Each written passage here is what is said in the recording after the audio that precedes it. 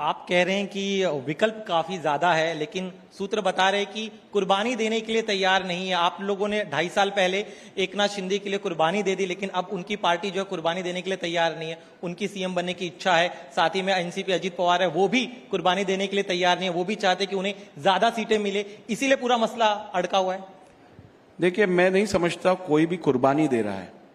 हम ये चुनाव युति में लड़ रहे हैं। हम ये चुनाव 3 पार्टी एक साथ आके लड़ रहे हैं। हम ये चुनाव 4 पार्टी एक साथ आके लड़ रहे हैं। आरपीआई भी हमारे साथ है।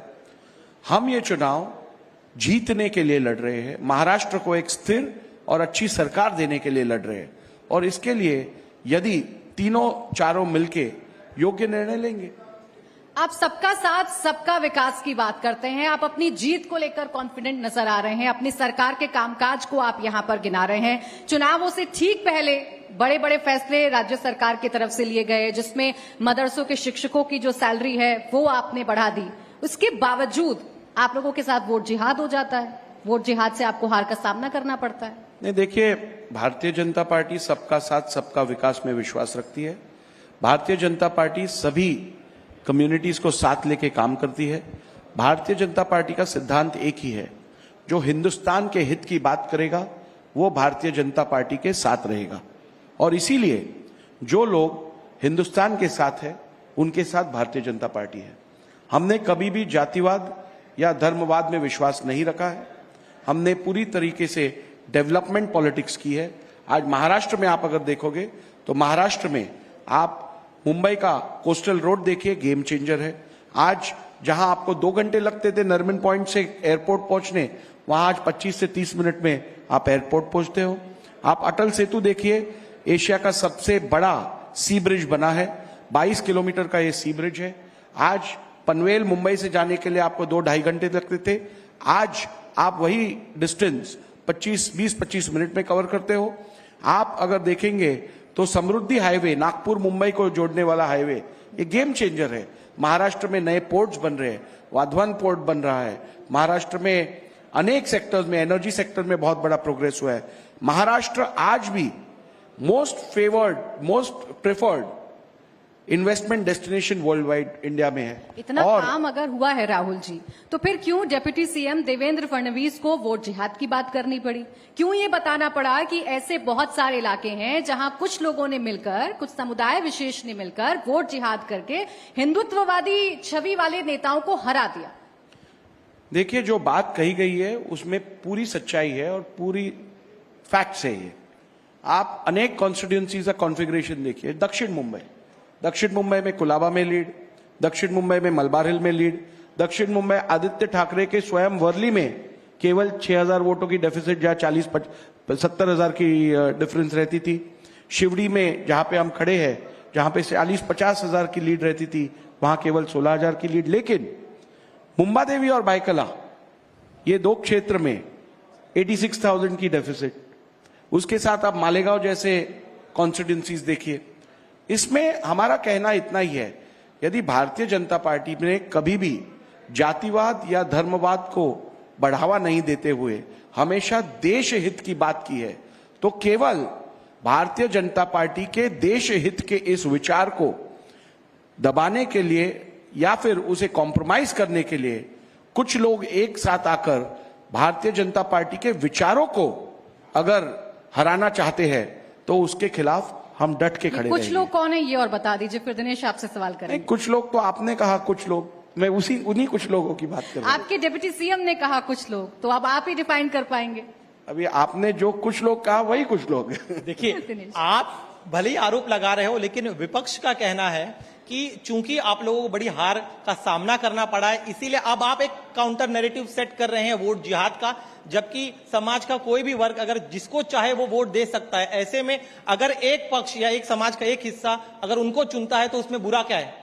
मैंने कब कहा बुरा है? डेमोक्रेसी में, लोकशाही में ये हर एक का अधिकार है। ये हर एक का अधिकार है। लेकिन हमने जो इस रिजल्ट का आकलन किया है उसे सामने रखना भी हमारा अधिकार है। तो मुझे नहीं लगता है इसमें हमने कोई भी अनकॉन्स्टिट्यूशनल, अनपार्लियामेंट्री या अनडेमोक्रेटिक बात कही है। लेकिन क्या डर है इस बार लोकसभा का पैटर्न जिसे आप कथित तौर पे वोट जिहाद कर रहे हैं वो विधानसभा में रिपीट हो सकता है? नहीं, बिल्कुल नहीं, मुझे किसी भी चीज का फिक्र नहीं है। मैं आपको आज पूरी कॉन्फिडेंस के साथ ये बताना चाहूंगा कि महायुति की सरकार कम से कम 175 सीट जीतेगी और वापस महाराष्ट्र में सरकार बनाएगी। आप सरकार बनाने का दम भर रहे हैं, तैयारी की बात कर रहे हैं। संजय राउत कह रहे हैं कि आपकी तैयारी तो वोटर लिस्ट में हेरफेर वाली तैयारी है, चुनाव आयोग के खिलाफ प्रदर्शन की तैयारी कर रहे हैं। वो कह रहे हैं कि आप चुन चुनकर वोटर्स को देख रहे हैं, जिन्होंने महाविकास आघाड़ी को वोट किया है, आप उन्हें काटकर बोगस वोटर्स की एंट्री कर रहे हैं। संजय राउत जी को कौन सीरियसली लेता है ये मैं नहीं जानता। अभी 2024 के पार्लियामेंट इलेक्शन के बाद तो उन्होंने बड़ी सराहना की इलेक्शन कमीशन और जिस प्रकार से कंडक्ट हुए इलेक्शंस, आज उनका विचार बदल गया है। तो मुझे लगता है ज्यादा उनको सीरियसली लेने में और वक्त जाया करने में कोई मतलब नहीं लेकिन है। उनका विशेष लगाव आपसे है, आपके हर फैसले पर वो खूब बयान देते हैं। मैच फिक्सर, मैच फिक्सिंग, जितने भी बयान है सब संजय राउत आपके बारे में देते हैं। संजय राउत जी है, वो अगर ये सब बयान नहीं करेंगे तो उनके पार्टी में भी उनको कोई स्थान नहीं मिलेगा। मैं उनकी मजबूरी समझता हूं, मेरी पूरी सहानुभूति उनके साथ है। लेकिन वोटर लिस्ट में लोकसभा चुनाव के दौरान इमीडिएटली रिजल्ट आने के बाद देवेंद्र फडणवीस खुद कहते थे कि कई पॉकेट्स पर फर्जी वोटर्स की एंट्री कराएगी। खुद उन्होंने शिकायत की थी चुनाव आयोग से। अब अगर वही शिकायत विपक्ष कर रहा है तो इसमें गलत क्यों? क्योंकि इन्हें भी लगता है कि आप जहां जहां महाविकास आघाड़ी को वोट मिला था वहां पर उनके मतदाताओं के नाम काटे गए और आप लोगों ने अपने मतदाताओं के प्रति मतदार संघ में 10,000 फेक एंट्रीज की गई है। देखिए, आरोप लगाना बहुत आसान है। आप ऐसे आरोप लगा के इलेक्शन कमीशन ऑफ इंडिया, जो देश की नहीं दुनिया की सबसे प्रीमियम इलेक्शन कंडक्टिंग अथॉरिटी है, बॉडी है, उसका अवमान कर रहे हो। आज आरोप भारतीय जनता पार्टी पे नहीं लग रहा है, आज आरोप शिवसेना उद्धव बाला साहब ठाकरे के ग्रुप पे नहीं लग रहा है। यह आरोप आप लगा रहे हो इलेक्शन कमीशन ऑफ इंडिया पे। यानी आपका कहना है कि इलेक्शन कमीशन ऑफ इंडिया किसी पार्टी के कहने पे काम करता है। मुझे लगता है ये एक कॉन्स्टिट्यूशनल बॉडी है, ये एक बहुत ही निरपक्ष बॉडी है और इसका सम्मान रखना हर एक का काम है। यदि हमें लगता है कुछ अड़चने हैं, कुछ मिस्टेक्स हुई है, कुछ गलतियां हुई है, तो जैसे देवेंद्र जी फडणवीस ने बताया कि मतदार यादियों में बहुत बड़ी मात्रा में लोगों के नाम कटे गए दिखे। पिछले 2024 के चुनाव में मेरे विधानसभा मतदार संघ में स्वयं मैंने देखा कि अनेक लोग जिनके नाम रोल में पिछले बार थे वो इस बार नहीं थे। लेकिन हर एक नागरिक का यह कर्तव्य है कि अपना नाम इलेक्शन रोल में है कि नहीं इसके बारे में चेक करना। वेबसाइट पे इलेक्शन रोल अवेलेबल है। तो मैं समझता हूं the buck stops at the table of the electorate. जो रिस्पॉन्सिबल सिटीजन है उसने अपना नाम इस सूची में है या नहीं, ये चेक करना बहुत आवश्यक है। अब राहुल जी, आपके विरोधी कहते हैं, या यूं कहूं महाविकास आघाड़ी कहती है कि महायुति, खासकर भारतीय जनता पार्टी, इन चुनावों में डरी हुई है। और डर का आलम यह है कि चुनावों के ऐलान से ठीक पहले आपने बहुत सारी योजनाओं का ऐलान कर दिया, जिसमें एक बड़ी योजना है लाडली बहना योजना। देखिए, ये योजना बहुत ही पॉपुलर योजना है और इसीलिए भारतीय जनता पार्टी या महायुति डरी हुई नहीं है, इससे महाविकास आघाड़ी डरी हुई है। ये योजना लोगों के हित में है। करोड़ों बहनों को आज स्वावलंबी बनाने के लिए, उनको अपनी एक डिस्पोजेबल इनकम प्राप्त करवाने के लिए ये योजना इंट्रोड्यूस की गई।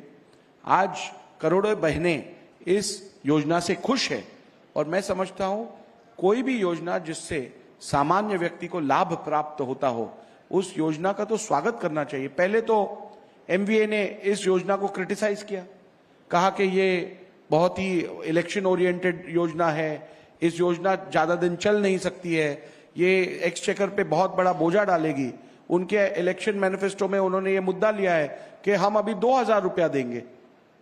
तो ये कॉन्ट्रडिक्शन, विरोधाभास हमेशा एमवीए में दिख रहा है। इससे ये दिख रहा है कि एमवीए बिल्कुल कॉन्फिडेंट नहीं है, पूरी तरीके से हिल चुकी है और इसीलिए अपने बयान और अपना स्टैंड हमेशा बदल रही है। चुनावों से ठीक पहले ही इस योजना की जरूरत क्यों पड़ी? इसे क्यों ना कहे जो विपक्ष कह रहा है कि गेम चेंजर है और महिलाओं को लुभाने के लिए या उनका वोट पाने के लिए आप ये योजना लेकर आए। मुझे याद है कामठी से आपके जो विधायक हैं उनका बयान भी खूब पॉपुलर हुआ और उन्होंने माना ये कि ये तो महिलाओं के वोटों के लिए हम योजना लेकर आए हैं। देखिए, वोट देना या ना देना ये हर नागरिक का अपना निजी निर्णय है, लेकिन सरकार का दायित्व है कि लोगों को जो अच्छी स्कीम्स है, अच्छी फैसिलिटीज है, वो प्रोवाइड करना सरकार का काम है। अभी वो 2 साल पहले क्यों नहीं आई, आज क्यों आई, इसके अनेक कारण हैं। इसके लिए provisions, budgetary provisions, appropriate financial planning, इस सब की जरूरत होती है। तो समय समय पर योजना लाई जाती है। जलयुक्त शिवार शिविर हमने लाई थी स्कीम। जलयुक्त शिवार के अंतर्गत हमने लाखों गांवों में हमने जलयुक्त पानी की योजना लगाई थी, उसको अप्रिशिएट किया गया। और उसके बाद अभी ये स्कीम लाई गई, लगभग 6 महीने से ये स्कीम चल रही है। तो मैं समझता हूं ऐसे कोई टाइमिंग नहीं है, लोगों के कल्याण में जो है वो हम करते रहेंगे।